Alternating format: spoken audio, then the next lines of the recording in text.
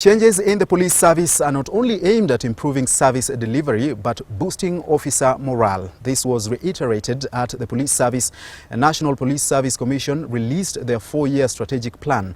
Interior Cabinet Secretary Fred Matiang'i urged the police to carry out their duty within the confines of the law.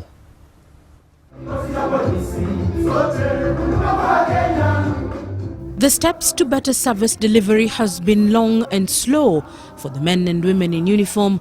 The journey that started a few years ago is still work in progress. In this financial year, we will be having a joint training of both the police who have moved from the administrative police service to Kenya Police Service so that they can have one parade and also try to harmonize their doctrine. Earlier this year, 37,000 AP officers moved into the Kenya Police Service as part of reforms that were unveiled exactly a year ago by the head of state.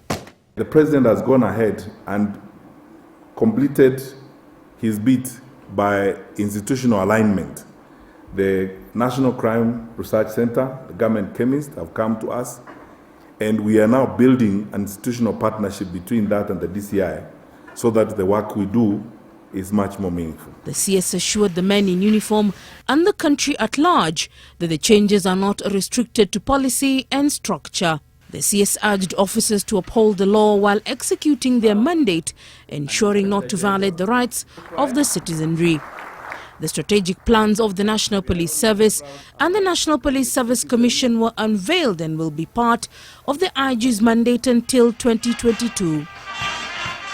For the National Police Service, the only thing that remains constant is change, and the changes that have been going on in the NPS in the last few years is something that the CS now says will not only improve the quality of work but how the people view the police service in the country. Leila Mohammed, NTV, at the Kenya School of Government in Nairobi.